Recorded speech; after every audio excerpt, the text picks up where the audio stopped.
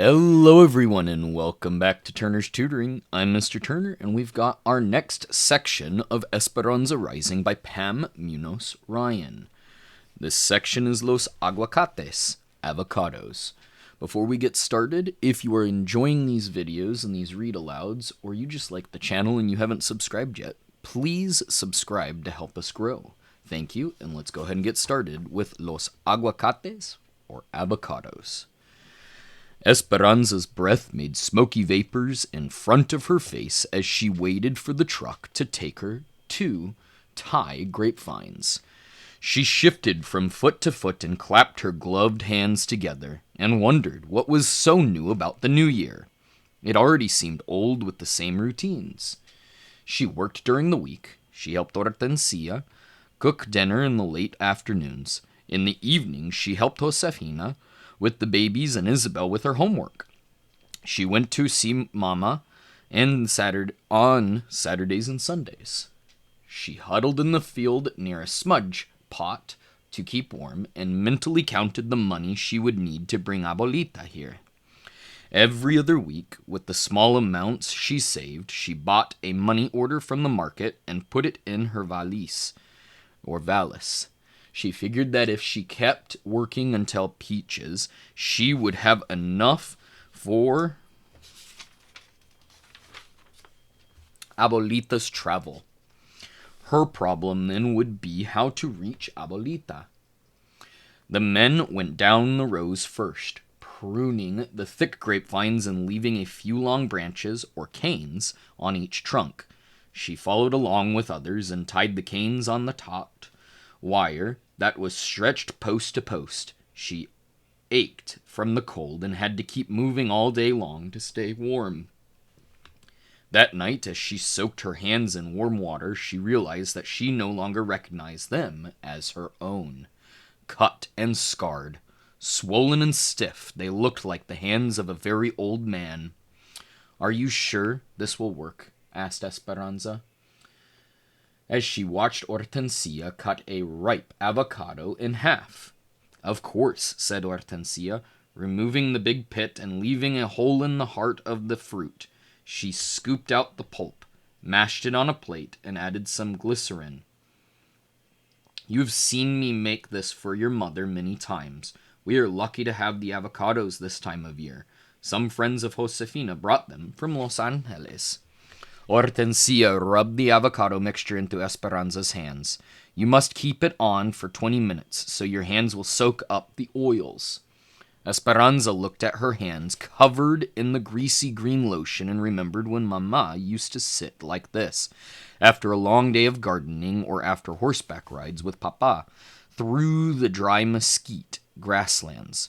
When she was a little girl, she had laughed at Mama's hands covered in what looked like guacamole. But she had loved for her to rinse them because afterward Esperanza would take Mama's hands and put the palms on her own face so she could feel their suppleness and breathe in the fresh smell. Esperanza was surprised at the simple things she missed about Mama. She missed her way of walking into a room, graceful and regal. She missed watching her hands crocheting, her fingers moving nimbly. And most of all, she longed for the sound of Mama's strong and assured laughter. She put her hands under the faucet, rinsed off the avocado, and patted them dry. They felt better, but still looked red and weathered. She took another avocado, cut it in half, swung the knife into the pit, and pulled it from the flesh. She repeated Hortensia's recipe, and as she sat for the second time with her hands smothered, she realized that it wouldn't matter how much avocado and glycerin she put on them. They would never look like the hands of a wealthy woman from El Rancho de las Rosas, because they were the hands of a poor campesina. It was at the end of the grape tying when the doctor stopped Esperanza and Miguel in the hallway of the hospital before they could reach Mama's room. "I asked the nurses to alert me when they saw you coming. I'm sorry to tell you that your mother has pneumonia." "How can that be?" said Esperanza, her hands beginning to shake as she stared at the doctor. "I thought she was getting better." This disease, valley fever, makes the body tired and susceptible to other infections. We are treating her with medications. She is weak. I know this is hard for you, but we'd like to ask that she have no visitors for at least a month, maybe longer. We can't take a chance that she will contract another infection from any outside germs that might be brought into the hospital. Can I see her, just for a few moments? The doctor hesitated, then nodded and walked away. Esperanza hurried to Mama's bed, and Miguel followed. Esperanza couldn't imagine not seeing her for so many weeks. "Mama," said Esperanza. Mama slowly opened her eyes and gave Esperanza the smallest smile. She was thin and frail. Her hair was strewn and bedraggled, and her face was so white that it seemed to fade into the sheets, as if she would sink into the bed and disappear forever. Mama looked like a ghost of herself. The doctor said I can't come to visit for a while.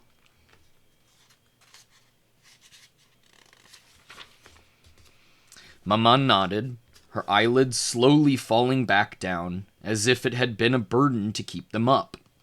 Esperanza felt Miguel's hand on her shoulder. "Anza, we should go," he said. But Esperanza would not move. She wanted to do something for Mama to help make her better. She noticed the brush and hairpins on the bedside table. She carefully rolled Mama on her side and gathered all of her hair together. She brushed it and plaited it into a long braid. Wrapping it around Mama's head, she gently pinned it into place. Then she helped Mama lie on her back, her hair now framing her face against the white linens like a braided halo, like she used to wear it in Aguacates. Esperanza bent down, close to Mama's ear. "Don't worry, Mama. Remember, I will take care of everything. I am working, and I can pay the bills. I love you." Mama said softly, "I love you too."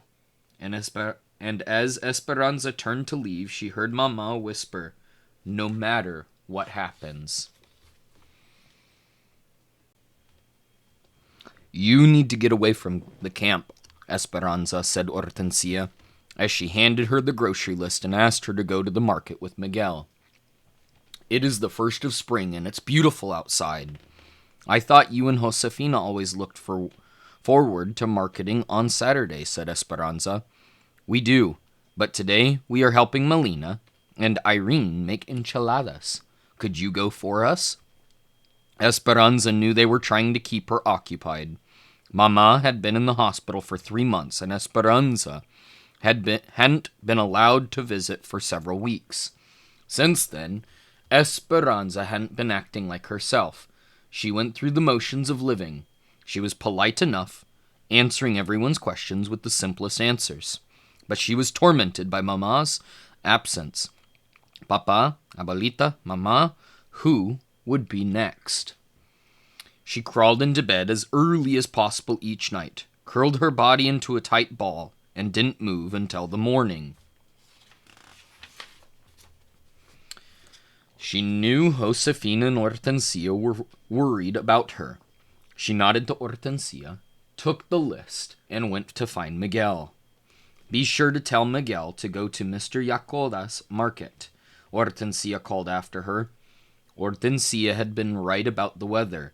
The fog and grayness had gone. The valley air was crisp and clean from recent rains. They drove along fields of tall, feathery asparagus plants that she would soon be packing.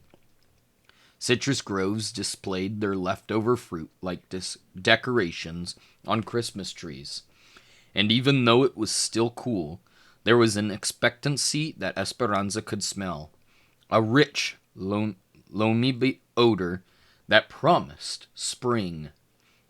"Miguel, why must we always drive so far to shop at the Japanese market when there are other stores closer to Arvin? Some of the other market owners aren't as kind to Mexicans as Mr. Yacoda," said Miguel. He stocks many of the things we need, and he treats us like people. What do you mean? Esperanza, people here think that all Mexicans are alike. They think that we are all uneducated, dirty, poor, and unskilled. It does not occur to them that many have been trained in professions in Mexico. Esperanza looked down at her clothes. She wore a shirt-waist dress that used to be Mama's, and before that, someone else's. Over the dress was a man's sweater, with several buttons missing, which was also too big. She leaned up and looked in the mirror. Her face was tanned from the weeks in the fields, and she had taken to wearing her hair in a long braid like Hortensia's, because Mama had been right. It was more practical that way. Miguel, how could anyone look at me and think I was uneducated? He smiled at her joke. The fact remains, Esperanza, that you, for instance, have a better education than most people's children in their country. But no one is likely to recognize that or take the time to learn it. Americans see us as one big brown group who are good for only manual labor. At this market, no one stares at us or treats us like outsiders or calls us dirty greasers. My father says that Mr. Yakoda is a very smart businessman. He is getting rich on other people's bad manners. Miguel's explanation was familiar.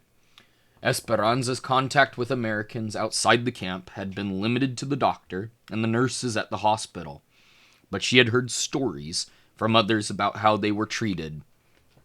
There were special sections at the movie theater for Negros and Mexicans. In time, parents did not want their children going to the same schools with Mexicans. Living away from town in the company camp had its advantages. She decided. The children all went to school together. White, Mexican, Japanese, Chinese, Filipino. It didn't seem to matter to anyone because they were all poor. Sometimes she felt as if she lived in a cocoon, protected from much of the indignation. Miguel pulled the truck into the parking lot at the market. I'll meet you. I'm going to talk about railroad jobs with those men gathered on the corner. Esperanza went inside. Mr. Yakoda was from Tokyo, and the store had all sorts of Japanese cooking ingredients like seaweed and ginger, and a fresh fish counter with fish that still had their heads.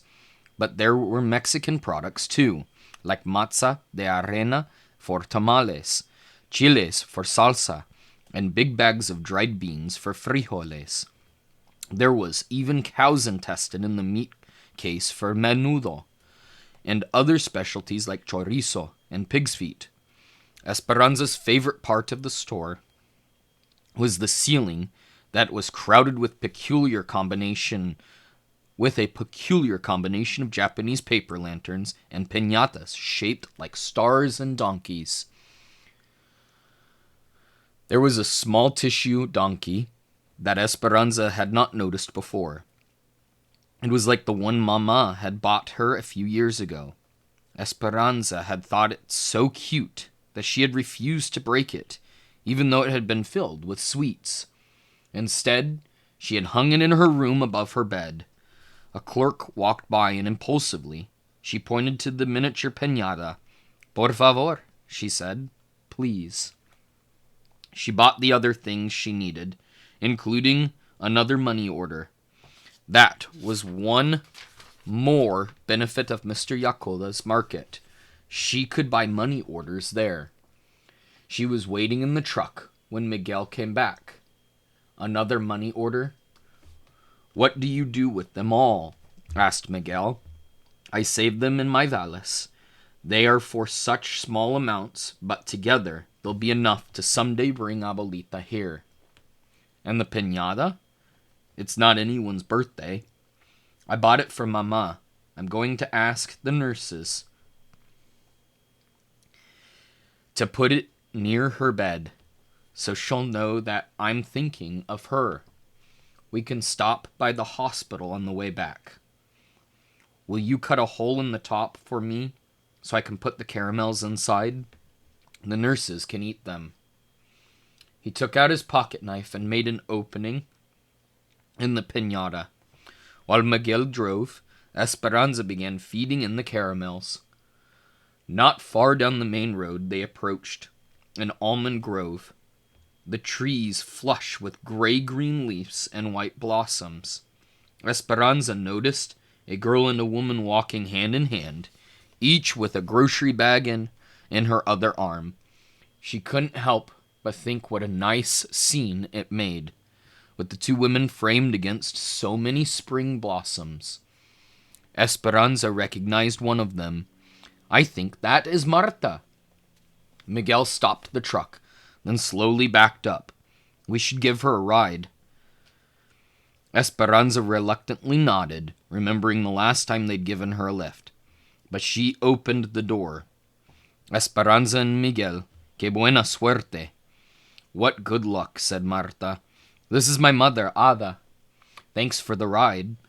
Marta's mother had the same short curly black hair, but hers was sprinkled with gray. Miguel got out and put all the groceries in the truck bed so they could sit in the front. Ada said, "I heard about your mother, and I've been praying for her." Esperanza was surprised and touched. "Thank you. I'm grateful." "Are you coming to our camp?" asked Miguel. "No," said Marta. "As you probably know, I'm not welcome there. We're going a mile or so up the road to the strikers' farm. We were tossed out of the migrant workers' camp and were told either to go back to work or leave. So we left. We aren't going to work under those disgusting conditions and for those pitiful wages." Ada was quiet and nodded when Marta talked about the strike. Esperanza felt a twinge of envy when she noticed that Marta never let go of her mother's hand. "There are hundreds of us together at this farm, but thousands around the county, and more people join our cause each day. You are new here, but in time, you'll understand what we're trying to change. Turn left," she said, pointing to a dirt road rutted with tire marks. Miguel turned down the path, bordered in cotton fields. Finally, they reached several acres of land surrounded by chain-link fencing and barbed wire, its single opening guarded by several men wearing armbands. "Aquí, right here," said Ada. "What are the guards for?" asked Esperanza. "They're for protection," said Marta. "The farmer who owns the land is sympathetic to us, but a lot of people don't like the strikers causing trouble. We've had threats. The men take turns at the entrance." Miguel pulled the truck to the side of the road and stopped. There were only 10 wooden toilets stalls for hundreds of people, and Esperanza could smell the effects from the truck. Some people lived in tents, but others had only burlap bags stretched between poles. Some were living in their cars or old trucks. Mattresses were on the ground, where people and dogs rested. A goat was tied to a tree. There was a long pipe that lay on top of the ground and a line of water spigots striking up from it. Near each spigot were pots and pans and campfire rings, the makings of outdoor kitchens. In an irrigation ditch, women were washing clothes and children were bathing at the same time. Clotheslines ran everywhere. It was a great jumble of humanity and confusion. Esperanza could not stop looking. She felt hypnotized by the squalor, but Marta and her mother didn't seem the least bit embarrassed. "Home, sweet home," said Marta. They all climbed out of the truck, but before Marta and Ada could retrieve their groceries, a campesino family coming from the opposite direction approached them. The children were dirty and skinny, and the mother held an infant who was crying. "Do you have food so that I can feed my family?" said the father. "We were thrown out of our camp because I was striking. My family has not eaten in 2 days. There are too many people coming into the valley each day who will work for pennies. Yesterday, I worked all day and made less than 50 cents, and I cannot buy food for one day with that. I was hoping that here, with others who have been through the same, you are welcome here, said Ada. Esperanza reached into the truck bed and opened the large bag of beans. Hand me your hat, senor. The man handed over his large sun hat, and she filled it with the dried beans, then gave it back to him. Gracias, gracias, he said. Esperanza looked at the two older children, their eyes watery and vacant. She lifted the piñata and held it out for them. They said nothing, but hurried toward her, took it, and ran back to their family. Miguel looked at her. Are you sure you aren't already on our side? Esperanza shook her head. They were hungry, that's all. Even if I believed in what you are doing, I must take care of my mother. Ada put her hand on Esperanza's arm and smiled. We all do what we have to do. Your mother would be proud of you. Miguel handed them their bags, and they walked toward the farmer's field before they reached the gate. Marta suddenly turned and said, I shouldn't be telling you this, but the strikers are more organized than they appear. In a few weeks during asparagus, things are going to happen all over the county. We're going to shut down everything, the fields, the sheds, the railroad. If you have not joined us by then, be very careful. Then she hurried to catch up with her mother. As Miguel and Esperanza rode back to Arvin, neither of them said a word for many miles. Marta's threat and the guilt of having a job weighed heavily on Esperanza's mind. Do you think they are right? She asked. I don't know, said Miguel. What the man said is true. I have heard that there will be 10 times the people here looking for jobs in the next few months, from Oklahoma, Arkansas, Texas, and other places too. And that they are poor people like us, who need to feed their families, too.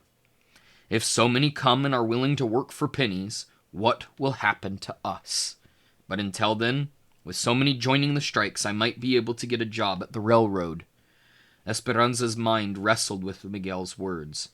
For him, the strike was an opportunity to work at the job he loved and to make it into this country.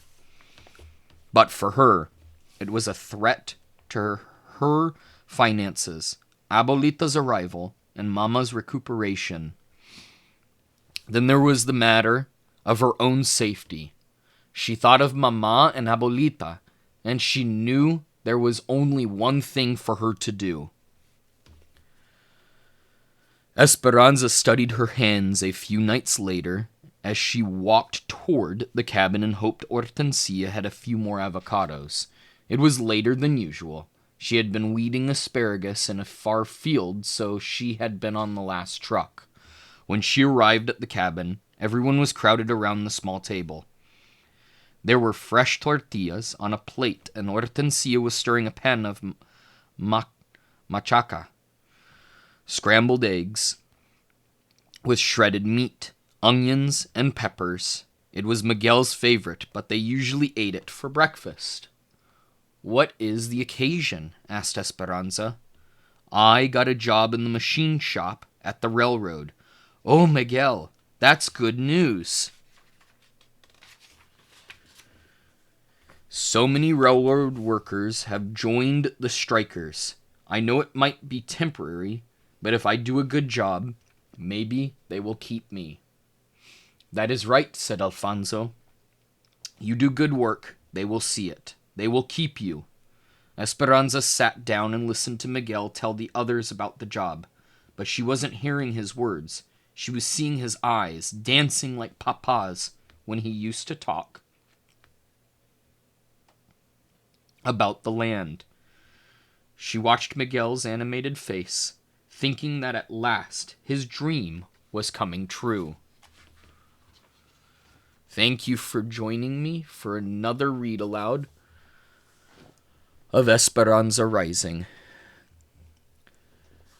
I'm Mr. Turner with Turner's Tutoring, asking that if you have not subscribed yet, please subscribe and check out the rest of our videos. This is Turner's Tutoring, wishing you a fantastic rest of your day.